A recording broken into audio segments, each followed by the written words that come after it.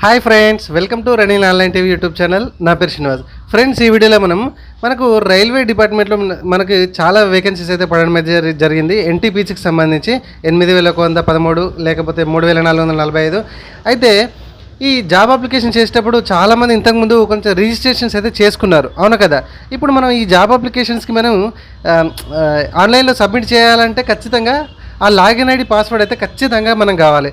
అయితే ఈ login ID password కొందరు మర్చిపోతుంటారు. సరే, ఫోన్ నెంబరు లేదంటే ఈమెయిల్ ఐడి అవైలబుల్గా ఉన్నా కూడా మనకి ఈ పాస్వర్డ్ అనేది గుర్తుకుంటుంది. సరే, ఒకవేళ ఫర్గెట్ పాస్వర్డ్ అక్కడ ఆప్షన్ ఉంది అని అంటే కనుక అక్కడ ఒక్కొక్కసారి కొందరికి రెండు డేట్ ఆఫ్ బర్త్లు ఉంటాయి. ఫర్గెట్ పాస్వర్డ్ వచ్చినప్పుడు అక్కడ మెయిల్ ఐడి ఎంట్రీ చేయమంటే, లేదంటే ఫోన్ నెంబర్ ఎంట్రీ చేయమంటే, date of birth entry చేయమంటుంది.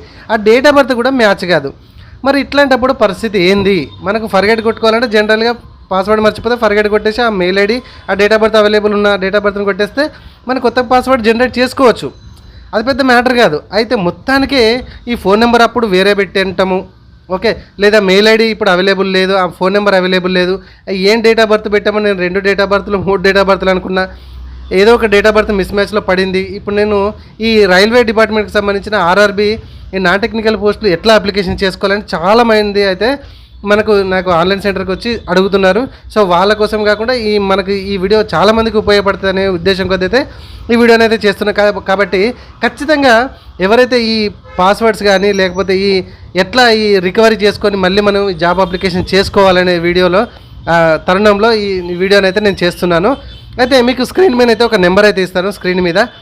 And ఇది నేను చేసేది కాదు, అఫీషియల్గా ఈ రైల్వే డిపార్ట్మెంట్కి సంబంధించిన వెబ్సైట్లోనే ఉంది.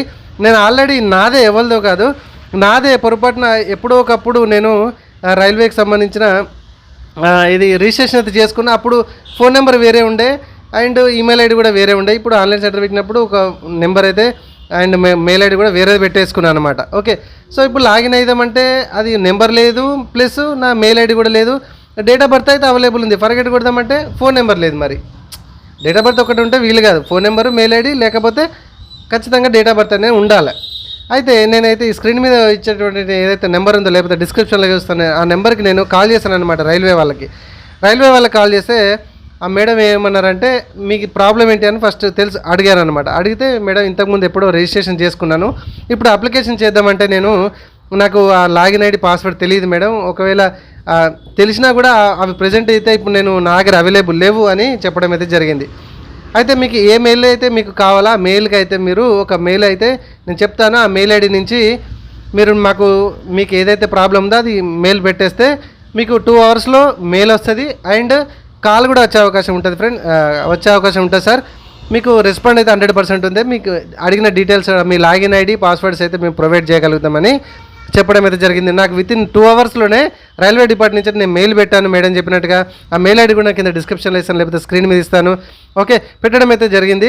పెడితే వెంటనే నేను మళ్ళీ హ్యాపీగా లాగిన్ అయిపోయి ఆ పాస్వర్డ్ ఆ నెంబర్తో లాగిన్ అయిపోయి హ్యాపీగా ఆన్లైన్కి సంబంధించిన మన ఆర్ఆర్బీకి సంబంధించిన ఎన్టీపీసీ జాబ్ అప్లికేషన్ సబ్మిట్ కొట్టాను.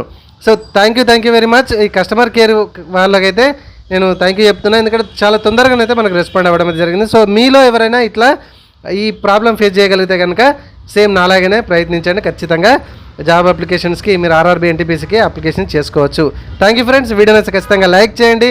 డౌట్స్ ఏమన్నా చూస్తే ఇంకా కామెంట్లో అడగండి, ఖచ్చితంగా మీకు రిప్లై ఇస్తాను. అండ్ ఖచ్చితంగా లైక్ చేయడం మాత్రం మర్చిపోకండి. Thank you friends, thank you very much.